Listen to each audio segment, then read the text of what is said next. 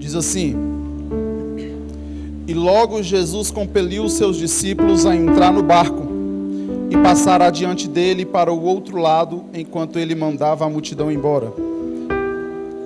E mandando a multidão embora, ele subiu para um monte para orar à parte. E vindo à noite, ele estava ali sozinho. O barco, porém, estava já no meio do mar, agitado pelas ondas, porque o vento era contrário. Mas à quarta vigília da noite, Jesus foi até eles andando sobre o mar. E quando os discípulos viram andando sobre o mar, eles se perturbaram e começaram a dizer: é um espírito, e gritaram de medo. Mas imediatamente Jesus falou com eles, dizendo: tende bom ânimo, sou eu, não temais. E Pedro respondeu e disse: Senhor, se és tu, manda-me ir ter contigo sobre as águas. E ele disse: vem. E Pedro, descendo do barco, andou sobre as águas para ir até Jesus. Mas ele, vendo que o vento era forte, teve medo, e começando a afogar-se, clamou dizendo: Senhor, me salva.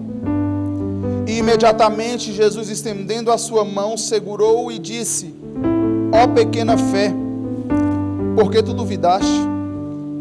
E ele, subindo ao barco, o vento cessou. Então os que estavam no barco, vindo, o adoraram, dizendo: verdadeiramente tu és o Filho de Deus. Verdadeiramente tu és o Filho de Deus. Se assente no seu lugar, curve sua cabeça. Eu quero fazer mais uma oração com você. Jesus, mas eu quero te alertar para algo da parte de Deus essa noite. E eu tenho certeza que você não vai sair daqui da mesma forma que você entrou. Escute, no começo desse capítulo, a Bíblia vai dizer que João Batista ele é morto. A Bíblia vai dizer que a cabeça de João Batista ela é pedida, e por conta disso acontece.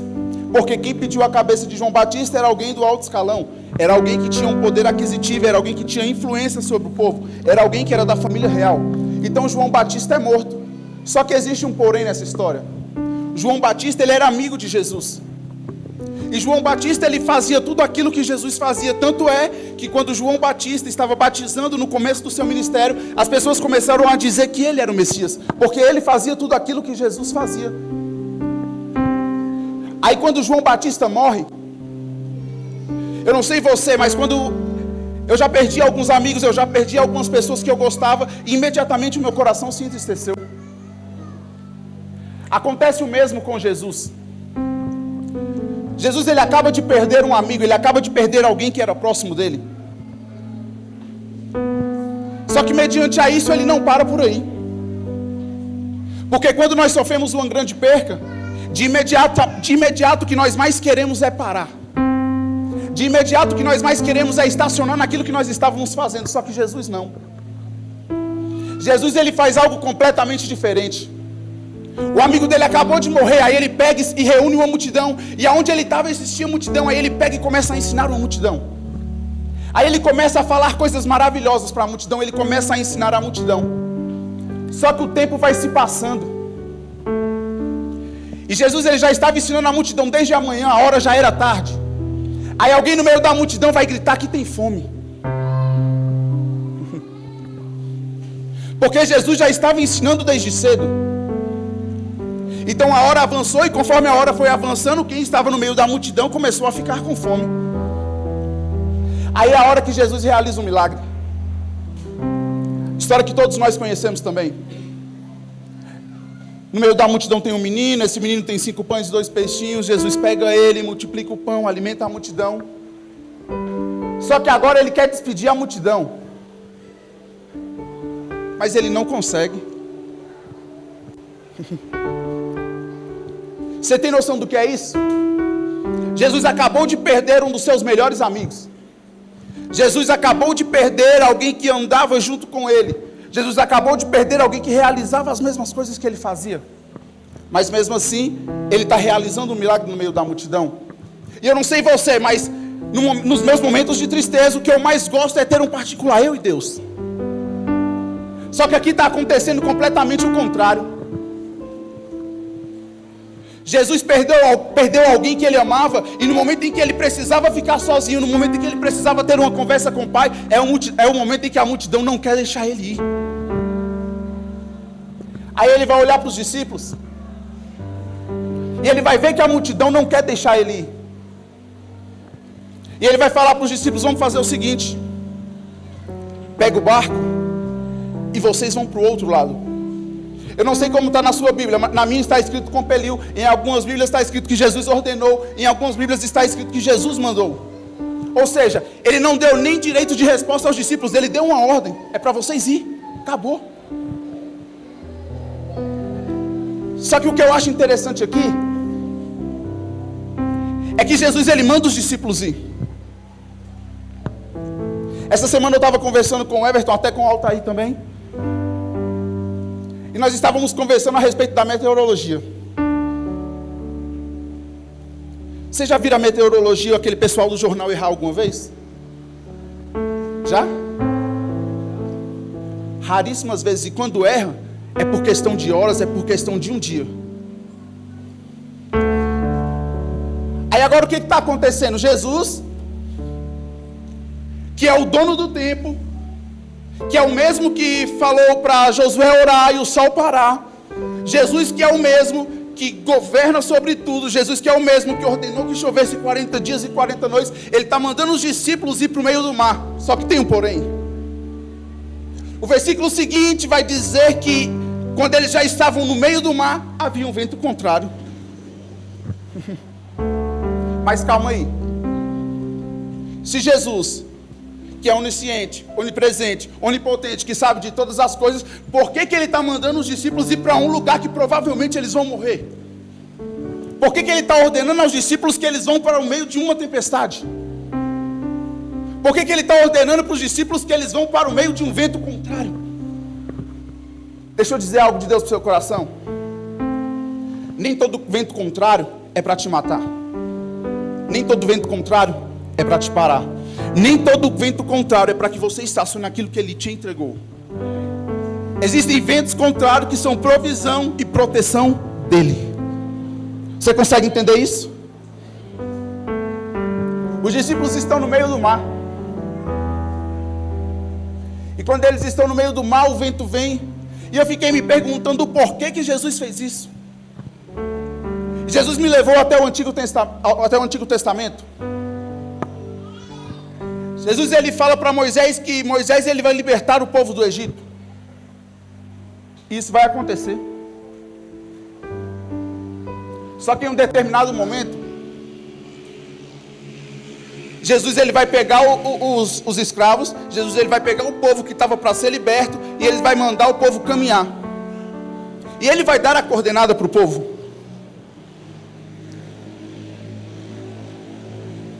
Só que chega um determinado momento que o povo não tem mais para onde ir, porque o povo estava sendo perseguido. E agora que o povo olha para frente, o povo vai ver que existe um mar. O povo olha para trás e vai ver que os soldados estavam vindo para poder matá-los.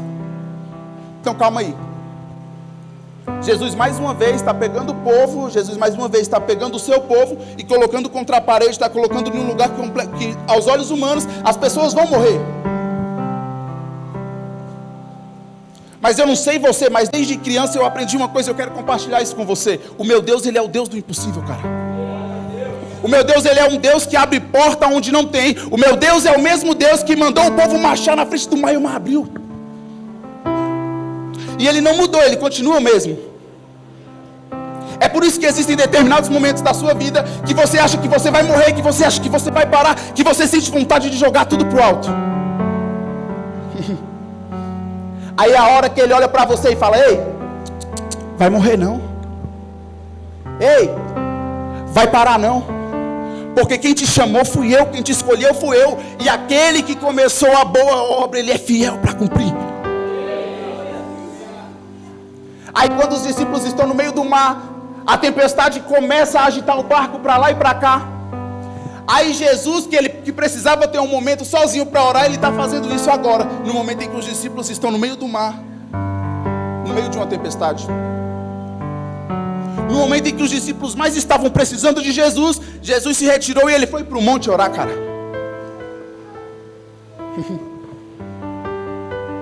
Aí quando ele está lá no monte orando, ele decide se encontrar com os discípulos. Quando ele está lá no monte orando,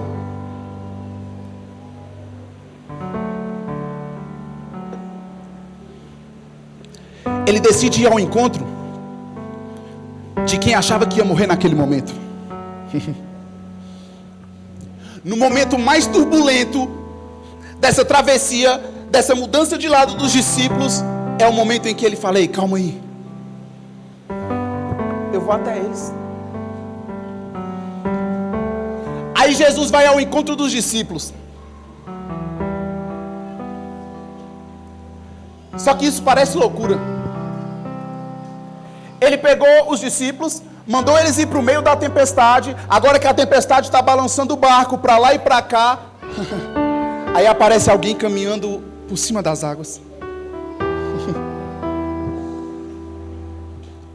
Mas por que Jesus não entrou no barco quando os discípulos foram também? Por que no momento em que ele mandou que os discípulos fossem, ele não foi também?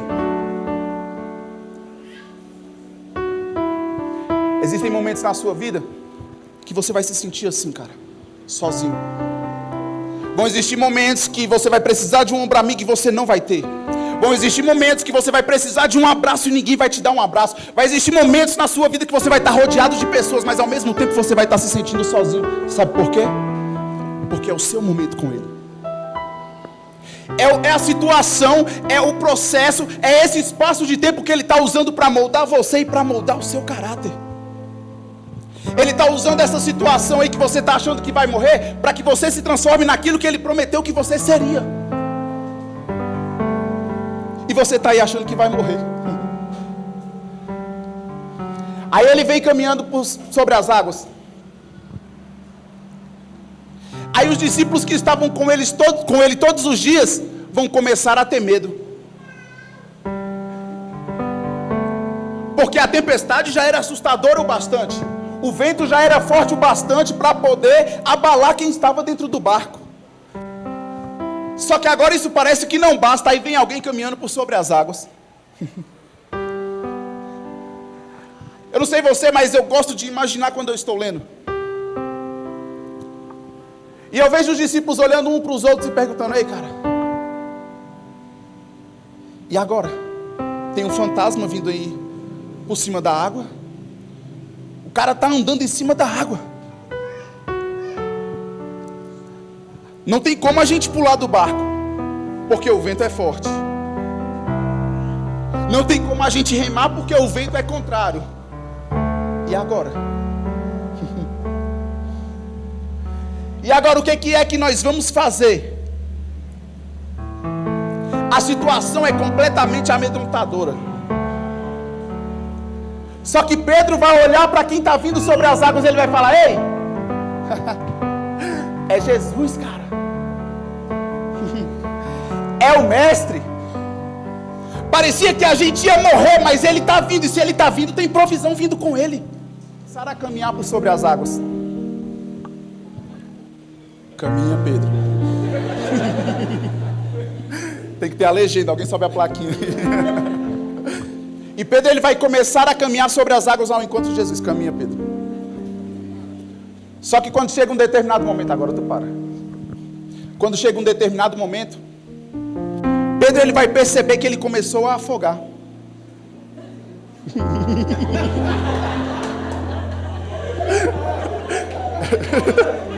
Eu esperava qualquer coisa, menos tu afogar. Pedro, ele vai perceber que ele começou a afogar. Só que isso me chamou bastante a atenção. Porque Pedro, ele está caminhando sobre o mar. Ele deu os primeiros passos. Ele fez aquilo que era mais improvável aos olhos humanos. Ele está caminhando por sobre o mar.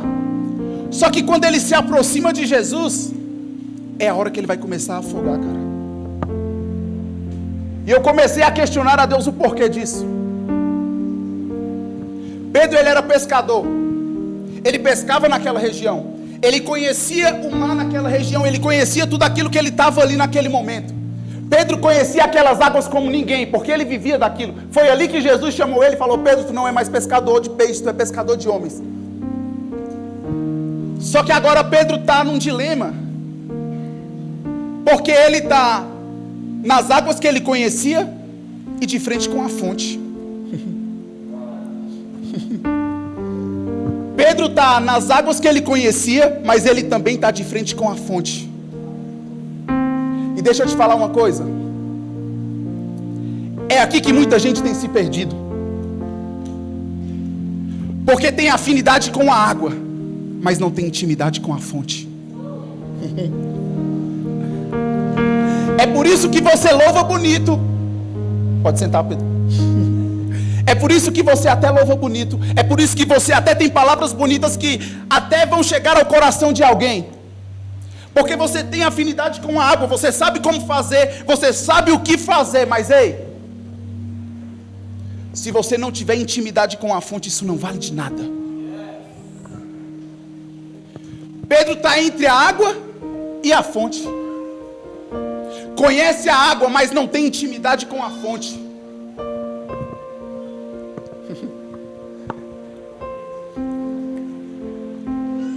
Pedro e João, eles estão indo até o templo. E quando eles chegam na porta do templo, eles vão ver que na porta do templo existe alguém que sofre ali. Jesus vai até o templo. E quando ele chega ali na porta do templo, ele vai ver que ali na porta do templo tem alguém que sofre há 38 anos. Mas ele vai ver que na frente desse alguém que sofre há 38 anos, tem um tanque. Ele vai ver que na frente desse alguém que está sofrendo há tanto tempo, porque precisa entrar na água para que a água seja agitada, existe um tanque, mas existe alguém que não tem condições de entrar no tanque. Aí ele vai olhar para esse alguém e vai falar: ei, tu quer ser curado? Parece até loucura, né? 38 anos. Na porta do templo, de frente para o tanque. O óbvio é que ele queira ser curado. Mas mesmo assim Jesus lança a pergunta: quer ser curado? Eu até quero, mas tem um problema. O problema é que todas as vezes que o anjo desce e agita a água, vem alguém e passa na minha frente, porque eu sou coxo, eu sou aleijado.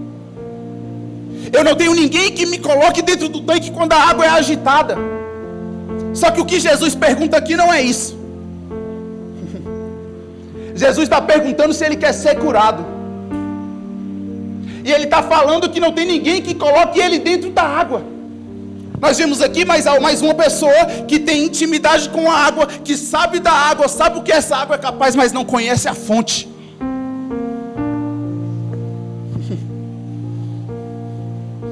Quem dera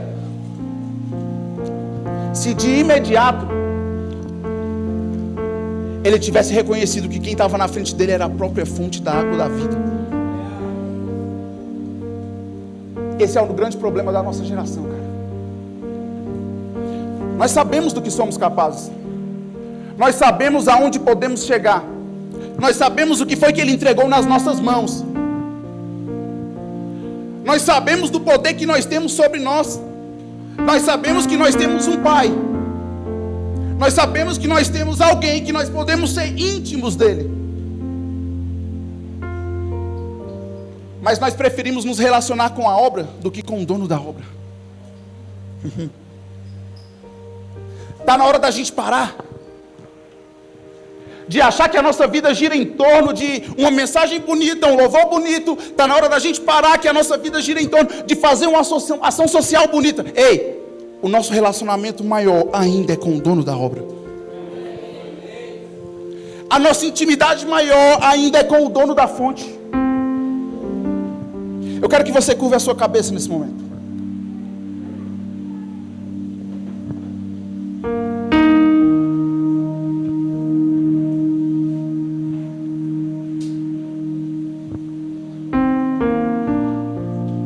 quero te dar alguns minutos para você poder falar com Deus aí, cara.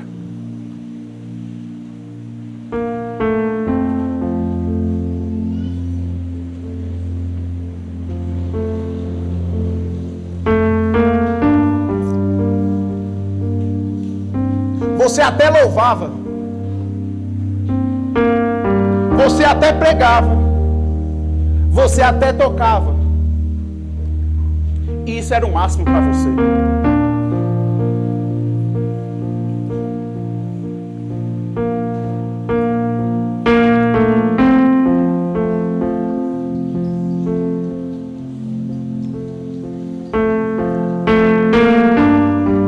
Mas chegou um momento aí na sua vida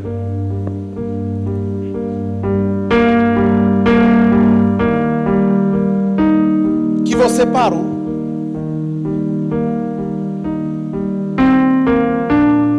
Você tinha tudo. Você tinha água na sua frente todos os dias. Mas você se relacionou com a água e se esqueceu da fonte.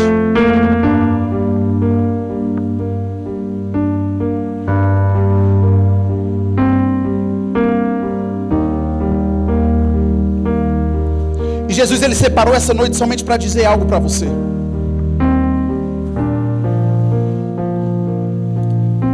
Ele marcou essa noite de hoje para dizer algo ao seu coração. E ele está dizendo para você: ei, eu ainda sou o mesmo. Volte a se relacionar com a fonte. Ele está te chamando a ter intimidade com a fonte de novo. Porque ter afinidade com a obra é maravilhoso. Ter afinidade com aquilo que Ele entregou nas tuas mãos é lindo. É lindo você pregar bonito, é lindo você louvar bonito, é lindo você soltar palavras bonitas no Facebook. Mas se você não tem intimidade com Ele, isso não vale de nada, cara.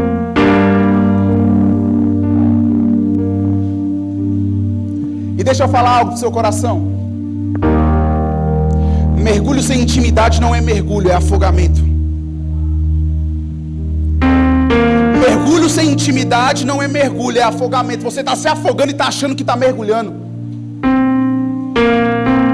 É por isso que você vem aqui no domingo e você grita, você pula, você chora, você sapateia, você roda, você faz de tudo. Mas quando chega na segunda, o seu desejo é de morrer. Quando chega na segunda, o seu desejo é de parar.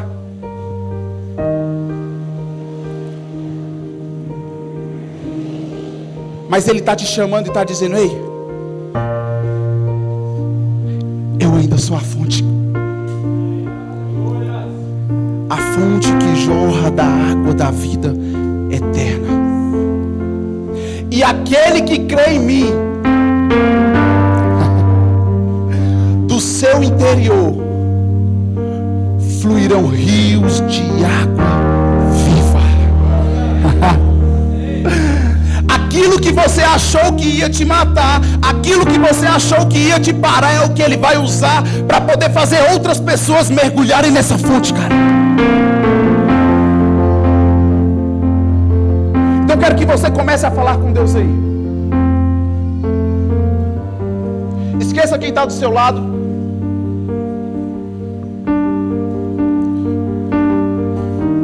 Esqueça o que você vai fazer quando sair daqui. Esqueça o que você tem que fazer amanhã.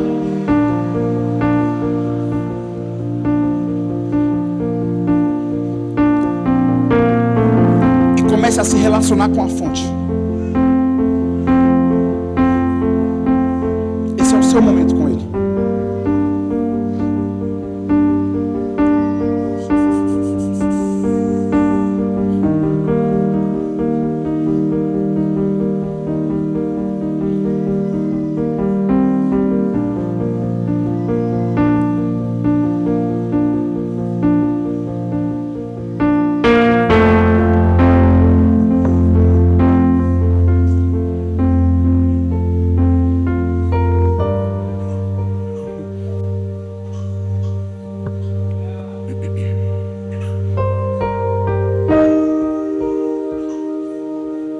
Sabe aquele cantinho que você usava para chorar todos os dias?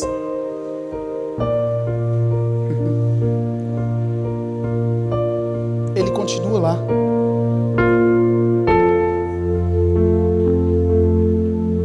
Sabe aquela vontade de chorar todas as vezes que você abre a sua Bíblia no seu quarto?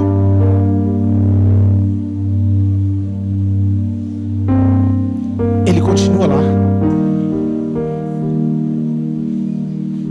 Sabe aquela vontade de anunciar para o mundo inteiro aquilo que Deus fez na sua vida? Jesus continua o mesmo, cara.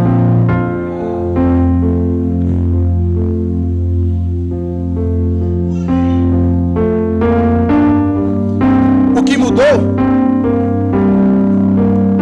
foram as circunstâncias, mas Ele continua o mesmo.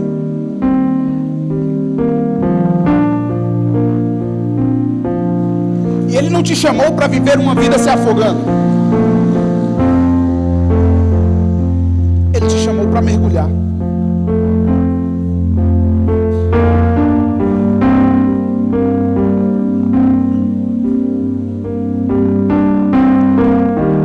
E o bom de confiar nele quando ele fala para você mergulhar é que por mais que no meio desse processo, é que por mais que no meio disso tudo você comece a se afogar, você tem a certeza de que Ele estará lá.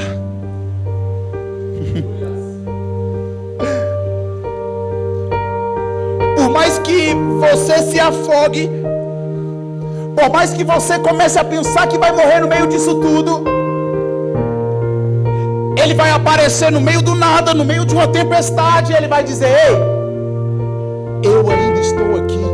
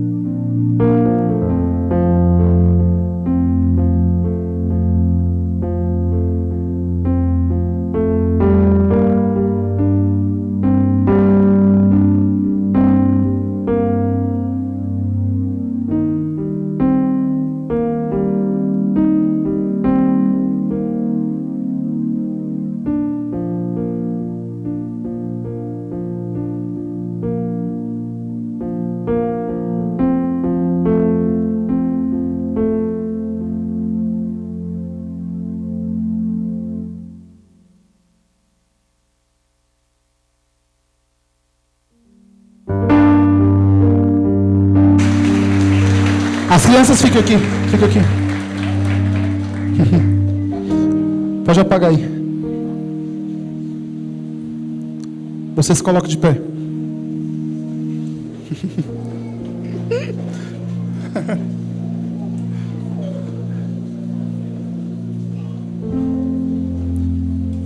Vocês viram que as crianças vieram até aqui somente para dizer para vocês voltarem a se relacionar com a fonte?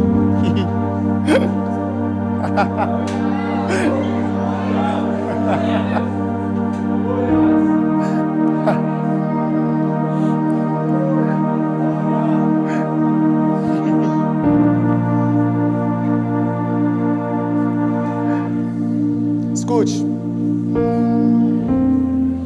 O louvor já se prepara.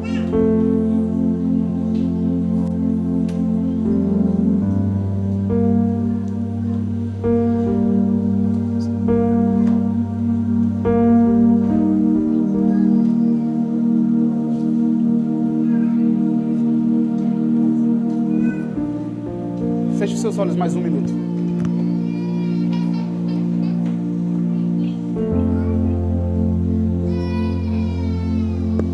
Todos vocês, fechem os olhos.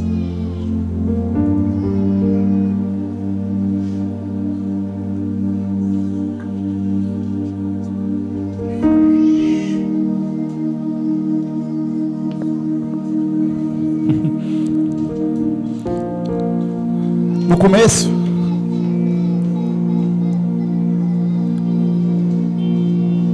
deixa só o teclado por enquanto. No começo você até começou a se relacionar com a fonte. Você até deu aqueles primeiros passos de quem estava andando por sobre as águas.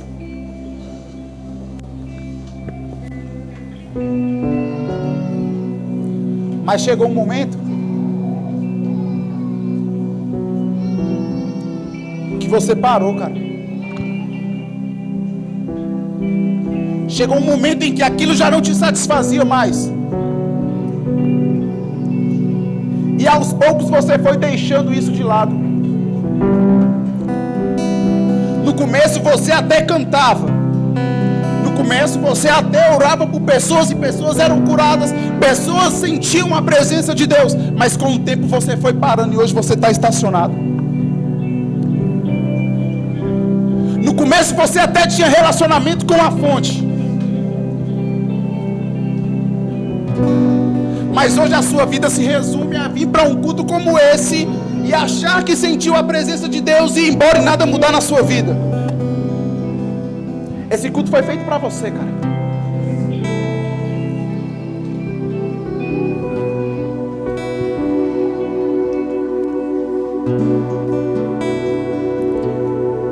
E eu quero fazer um pedido. Mas você tem que ser muito corajoso para sair do seu lugar e vir até aqui à frente para você falar para ele que você quer se relacionar com a fonte de novo.